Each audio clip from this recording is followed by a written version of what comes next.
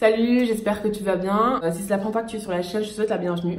Alors je m'appelle Esther, je vais parler aujourd'hui de la conversion de Kanye West. Alors c'est le genre de thème que j'aborde pas de façon générale, enfin voilà, c'est vraiment exceptionnel, que j'ai vraiment eu à cœur de parler de ce genre de choses. Donc si tu veux voir la suite, ben reste connecté.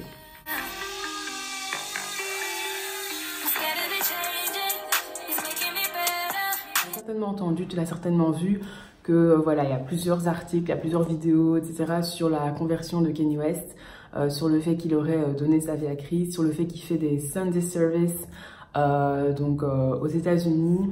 Il a fait plusieurs interviews où il parle de sa relation avec Dieu, etc.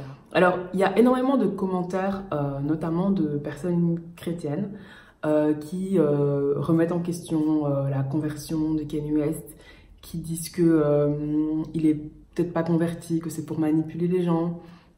Des commentaires qui disent que vu le passé qu'il a eu, ce serait douteux qu'il puisse se convertir. Des commentaires qui disent que voilà, il faut attendre en fait de voir la suite, de pas trop s'emballer, etc. Je dois dire que franchement, ce genre de commentaires me laisse un peu perplexe parce que j'ai l'impression que beaucoup de gens oublient en fait que la volonté de Dieu, c'est que tous les hommes soient sauvés en fait. Les gens qui disent que ouais, mais vu son passé, etc., etc., en fait, ils oublient que Dieu, il n'est pas venu sauver des gens parfaits, en fait.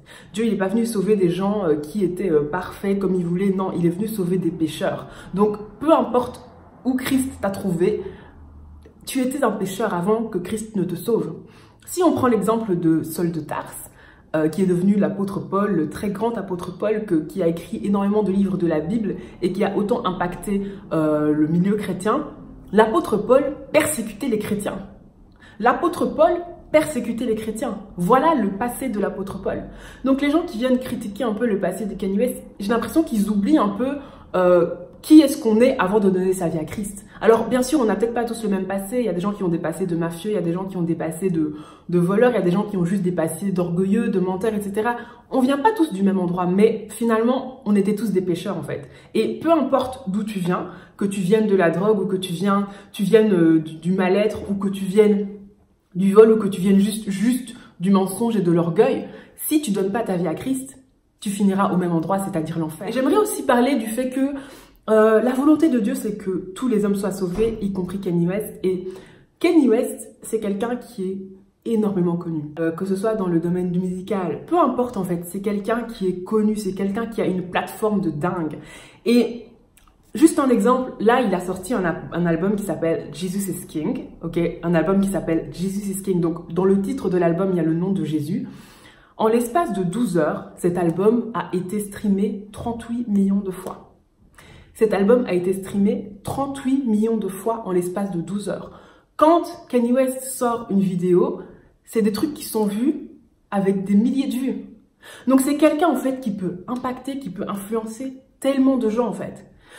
Au travers de sa conversion, enfin de la conversion dont il parle, au travers des choses qu'il vit avec Dieu, il parle clairement de Jésus, il parle de la nouvelle naissance, il parle de l'enfer, il parle des choses dans lesquelles Dieu l'a sorti.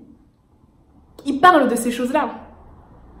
Et il y a tellement de gens en fait qui vont juste parler de Dieu de façon générale, genre Dieu, genre l'être suprême, genre les ondes, genre l'attraction, blablabla. Mais lui, il parle de Jésus-Christ. Il parle de celui qui peut sauver l'humanité. Il parle de celui qui peut rencontrer quelqu'un et changer totalement son éternité. Il parle de Jésus. Il parle de Jésus. Il parle de ça. Il y a des personnes peut-être qui, au travers de la conversion et de la médiatisation de la conversion de Kanye West, qui ont entendu parler de la nouvelle naissance. Qui ont entendu parler de c'est quoi la nouvelle naissance. Pas seulement de voilà qu'il y a Dieu, etc. Qui ont entendu parler de la nouvelle naissance. Et peu importe par qui quelqu'un est sauvé, que ce soit par Pierre, par Paul ou par Jacques, peu importe, le plus important c'est que quelqu'un soit sauvé. Et à partir du moment où Kanye West c'est quelqu'un qui a autant d'impact, qui a autant d'influence, qui est vu, qui est regardé par autant de personnes, au lieu de se demander si sa conversion est vraie, au lieu de se dire qu'on va voir s'il marche vraiment dans la parole de Dieu, etc., prions pour lui, prions pour qu'il ait une conversion véritable. Prions pour qu'il soit entouré par les bonnes personnes. Prions pour que ce soit les bonnes personnes que Dieu mette sur sa route. Parce qu'au travers d'une seule personne, Dieu peut toucher des millions de personnes. Des millions de personnes peuvent être touchées parce qu'il a tellement d'impact. Et on est là à se demander s'il est vraiment converti, si c'est sincère ou pas, mais on réalise même pas en fait le potentiel de personnes que Dieu peut toucher au travers de lui en fait. Que ce soit des gens qui le suivent, que ce soit au niveau des autres artistes qu'il connaît, il y a tellement de personnes qui pourraient être touchées par lui. Le but de Dieu, en fait, c'est que tous les hommes soient sauvés, c'est que tous les hommes soient sauvés. C'est que les gens aient au moins la possibilité d'entendre parler de Jésus-Christ, d'un Jésus qui guérit, d'un Jésus qui sauve, d'un Jésus qui délivre, d'un Jésus qui transforme les vies. Et il parle de ces choses-là. Il parle de ces choses-là, donc prions pour lui. Prions pour lui pour que vraiment il ait les bonnes personnes autour de lui. Prions vraiment pour lui. Et j'aimerais vraiment terminer par ce verset dans Philippiens 1,18 qui dit « Qu'importe, de toute manière, que ce soit pour l'apparence, que ce soit sincèrement, Christ n'est pas moins annoncé et je m'en réjouis et je m'en réjouirai. » Finalement, il parle de Jésus.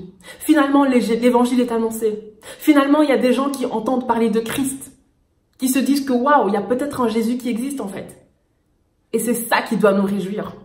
Et donc, prions pour lui, prions pour ces personnes d'influence, prions pour les personnes qui dirigent nos pays, prions pour les rois, prions pour les présidents, prions pour ces personnes qui ont de l'influence en fait. Parce que à travers eux, Dieu peut toucher tellement de vies, Dieu peut toucher tellement de vies. Et notre but en tant qu'enfant de Dieu, c'est de pouvoir ramener avec nous un maximum de personnes dans le royaume de Dieu. Parce que les gens sont en route pour l'enfer. Si on réalisait vraiment à quel point le monde spirituel est réel, si on réalisait vraiment à quel point le paradis et l'enfer étaient réels, au lieu de passer du temps à mettre des commentaires sur ce genre de choses, on prierait pour ces gens-là. Pourquoi? Parce qu'on veut que le salut du plus grand nombre. Les gens sont en route pour l'enfer, c'est pas des blagues. Et peu importe à travers qui quelqu'un est sauvé, ça n'a aucune importance. La Bible dit, j'ai planté, Apollos a arrosé, c'est Dieu qui fait croître. Le travail, c'est celui de Dieu. Dieu utilise des hommes, Dieu utilise des canaux, mais finalement, c'est le Saint-Esprit qui fait le travail. Mais le Saint-Esprit utilise des hommes. Et si le Saint-Esprit décide d'utiliser Kanye West pour amener des gens dans le royaume de Dieu, gloire à Dieu. Gloire à Dieu. Soyons seulement partenaires dans la prière. Le but, c'est que les hommes soient sauvés, que les hommes entendent parler de Jésus. C'est ça le but. Donc vraiment que nous soyons vraiment, je sais pas, que nous puissions vraiment être des bons enfants de Dieu en fait, que nous puissions vraiment être de bons enfants de Dieu, que nous quittions un peu la sphère de la critique, la sphère de remettre en question et tout ça, et que nous passions plus de temps dans la prière. Alors bien sûr, il faut regarder si tout esprit vient de Dieu, il faut analyser si tout esprit est de Dieu, etc. Tout à fait, mais ne soyons pas des gens qui critiquent juste pour critiquer en fait. Ne soyons pas dans les commérages, ne soyons pas dans les gossips, parce qu'il y a l'éternité des gens qui est en jeu en fait. Il y a vraiment l'éternité de personnes qui sont en jeu. Donc, soyons vraiment sérieux dans l'œuvre de Dieu. Donc voilà, c'est pas du tout le genre de vidéo que je fais d'habitude. Et voilà, personnellement, je compte pas faire ce genre de vidéo. Mais j'avais vraiment à cœur de parler de ça. Vraiment que Dieu nous aide. Que Dieu nous aide à comprendre ce qui se passe. Que Dieu nous aide à comprendre ce qui se passe dans le royaume de Dieu. Ce qui se passe dans le royaume des ténèbres. Ce qui se passe dans le monde spirituel. Que Dieu ouvre vraiment nos yeux. Parce que une chose que Satan veut, c'est que la conversion de Kanye West soit fausse et que plein de gens, en fait, se rendent compte que c'était juste une blague et que plein de gens, que ça perturbe, en fait, leur foi, en fait. C'est ça, en fait, que Satan veut. C'est ça que Satan veut. Et si Satan veut ça, en tant qu'enfant de Dieu, on doit vouloir l'inverse. On doit vouloir que sa conversion soit vraie. On doit vouloir qu'il soit entouré des bonnes personnes. On doit vouloir qu'il puisse grandir dans sa foi. On doit vouloir qu'il puisse impacter un maximum de personnes parce que ce sont des personnes qui pourront rentrer dans le royaume de Dieu s'ils donnent leur vie à Christ. Alors si toi qui regardes cette vidéo, tu te demandes c'est quoi la nouvelle naissance, c'est quoi la conversion, c'est quoi tout cet engouement autour de ça, sache que il y a quelqu'un qui est mort pour toi. Il y a quelqu'un qui a pris les choses à ta place. C'est-à-dire qu'il y a peut-être que tu es dans des addictions, peut-être que tu as fait des tentatives de suicide, peut-être que tu te sens mal dans ta peau, que tu ressens un mal-être profond, peut-être que tu es malade, mais surtout, tu es peut-être en route pour l'enfer sans le savoir. Si tu meurs aujourd'hui, tu vas peut-être te retrouver à un endroit que tu n'avais jamais imaginé. Et sache que Jésus, c'est celui qui est mort en fait pour que toutes ces choses-là ne t'arrivent plus. C'est celui qui est mort pour ton salut, c'est celui qui est mort pour ta santé. mental et physique. C'est celui qui est mort pour ton bien-être, pour ta joie, pour ton bonheur. Et je peux te le dire parce que il l'a fait pour ma vie. Il a totalement transformé ma vie. Il m'a pris de là où j'étais et il m'a donné une vie nouvelle, une vie merveilleuse. Et j'aimerais juste t'encourager et te dire que donne une chance à Jésus parce que Jésus veut transformer ta vie, Jésus veut transformer ton éternité. Et pour ça, il suffit juste de croire que Jésus est mort pour toi à la croix, de croire que Jésus est le Fils de Dieu qui est venu transformer ta vie et de prendre la décision de faire de lui le maître de ta vie, de prendre la décision de commencer à faire sa volonté.